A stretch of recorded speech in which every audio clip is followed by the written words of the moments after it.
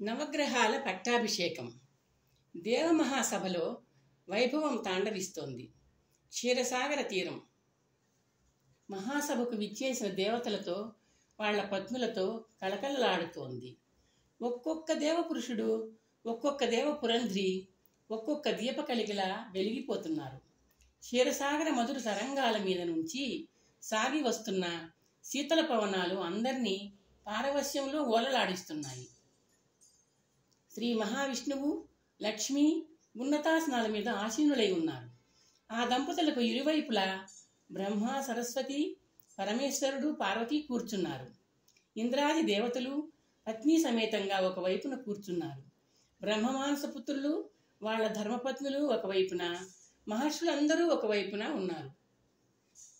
ఆనాటి మహత్ కార్యక్రమానికి నాయకులైన సూర్యుడు, చంద్రుడు, కుజుడు, బుధుడు, బృహస్పతి, శుక్రుడు, శని, రాహువు, కేతువు ప్రత్యేకమైన ఆసనాల మీద ఒక బృందంగా కొలువుదీరి ఉన్నారు. ఆ నవనాయకుల పత్నులు సంజ్ఞ, అశ్విని మొదలగు 27 చంద్రపత్నులు, శక్తిదేవి, ఇలా తార, ఊర్జస్వతి, జ్యేష్ఠాదేవి, సింహీదేవి, చిత్రలేఖ ఒక బృందంగా కూర్చుని తమ భర్తలను ఆనందంగా చూస్తున్నారు. త్రిమూర్తులకు దగ్గరగా 9 నవరత్న స్వర్ణసింహాసనాలు ఉన్నాయి. ఎవరి కోసమో ఎదురు చూస్తూ. క్షణంసేపు ధ్యానముద్రలో మునిగి బ్రహ్మ కళ్ళు తెరిచి తన పక్కనే ఉన్న శ్రీ మహావిష్ణువు ముఖంలోకి వినయంతో చూశాడు. జనక, సుముహూర్తం ఆగమించింది, ప్రారంభించండి. శ్రీ మహావిష్ణువు మహాసభను తన సుందర మందహాస కిరణాలతో స్పృశించాడు. పాలకడలి కెరటాల హోరును అణిచివేస్తూ ఆయన గంభీర కంఠధ్వని సభాసదుల కర్ణపుటాలను కమనీయంగా తాకింది. కల్పకల్పానికి ఇతోధికంగా అభివృద్ధి చెందుతున్న మహాసృష్టి విన్యాసంలో నవగ్రహాల సశరీర ఆవిర్భావం ఒక ప్రముఖ ఘట్టం. లోకాలలోని ప్రాణులు ఆరాధించి అనుగ్రహాన్ని పొందడానికి అవకాశం కలిగిస్తూ సూక్ష్మ రూపాలతో ఉన్న గ్రహదేవతలు స్థూల తేజో రూపాలతో సశరీరంగా అవతరించడం అవసరమని సృష్టి ప్రారంభంలో నేను సంకల్పించాను. ఆ సంకల్పం సాకారమై సవ్యమైన రూపాలతో మన ముందు సాక్షాత్కరించి ఉంది అంటూ శ్రీ మహావిష్ణువు తన దక్షిణ హస్తంతో సూర్యాదులను నిర్దేశించాడు. దేవతల మానసపుత్రులు, మహర్షుల శిరస్సులు ఒక్కసారిగా వాళ్ల వైపు తిరిగాయి. ఆ దేవతాపురంధ్రుల దృష్టి కిరణాలు వాళ్లను మౌనంగా అభినందిస్తున్నాయి. సూర్యుడు, చంద్రుడు మొదలైన 9 చేతులు జోడించి సభకు నమస్కరించారు. శ్రీ మహావిష్ణువు కంఠం మళ్ళీ క్షీరసాగర తరంగ నినాదాన్ని అవలీలగా అణిచివేసింది. పరమేశ్వరుల సూచనను అనుసరించి నవగ్రహ దేవతల వరుస క్రమాన్ని నిర్ణయించడం జరిగింది. ఆ గ్రహాల ప్రాధాన్యత నిర్ణయం వాళ్ల శక్తి సామర్థ్యాల ప్రాతిపదికగా జరిగింది. ఆయా గ్రహాల శక్తి సామర్థ్యాలను దృష్టిలో ఉంచుకుని ఆధిపత్యాలను, కారకత్వాలను మేము 3 నిర్ణయించాం. నవగ్రహ బృందంలో వాళ్ల స్థానమానాలను నిర్దేశించే వరుస క్రమంలో ఆహ్వానం పలుకుతాను. ఆహ్వానాన్ని అనుసరిస్తూ గ్రహదేవతలు వరుసగా ఆగమించి స్వర్ణాసనాలను అలంకరిస్తారు. ఆసక్తిగా చూస్తున్న సభాసదులను ఒకసారి కలయిచూసి విష్ణువు నవగ్రహాలను ఆహ్వానించడం ప్రారంభించాడు. నవగ్రహాలలో ప్రథమ గ్రహదేవత సూర్యుడు. మహాసభ సమధికోత్సాహంతో చేస్తున్న హర్షధ్వానాల నేపథ్య సంగీతంతో సూర్యుడు లేచి చేతులు జోడించి నడిచాడు. ప్రథమ సింహాసనం మీద ఠీవిగా కూర్చున్నాడు. ద్వితీయ గ్రహం చంద్రుడు. శ్రీ మహావిష్ణువు కంఠధ్వని సాగరం తీరంలో ప్రతిధ్వనించింది. తృతీయ గ్రహం కుజుడు. చతుర్థ గ్రహం బుధుడు. పంచమ గ్రహం బృహస్పతి. షష్ఠ గ్రహం శుక్రుడు. సప్తమ గ్రహం శనేశ్వరుడు. అష్టమ గ్రహం రాహువు.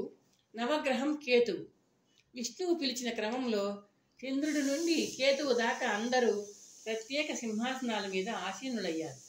నవరత్న సింహాసనాల మీద కూర్చున్న నవగ్రహాల మీదనే అందరి దృష్టిలు కేంద్రీకరించబడ్డాయి.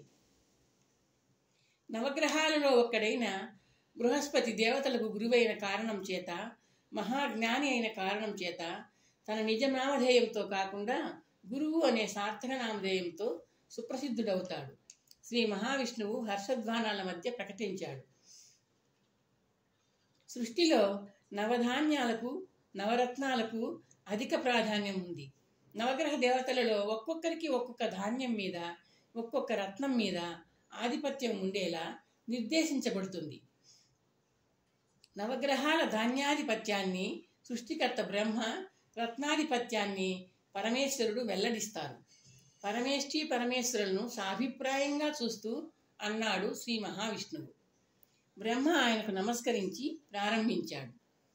సూర్యుడికి గోధుమలు, చంద్రుడికి వడ్లు, కుజుడికి కందులు, బుధుడికి పెసలు, గురువుకు శనగలు, శుక్రుడికి అలసందలు, శనేశ్వరుడికి నువ్వులు, రాహుకేతువులకు మినుములు, ఉలవలు ఇష్టధాన్యాలుగా ఉంటాయి. ఇష్టధాన్యాల మీద వాళ్ళ ఆధిపత్యాలు ఉంటాయి. ఇది త్రిమూర్తుల అనుశాసనం. నవగ్రహ దేవతలు వినయంతో కృతజ్ఞతతో నమస్కరించారు. నవగ్రహాల ఆధిపత్యాలుండే నవరత్నాలను పేర్కొంటున్నాను అంటూ పరమశివుడు ప్రారంభించాడు.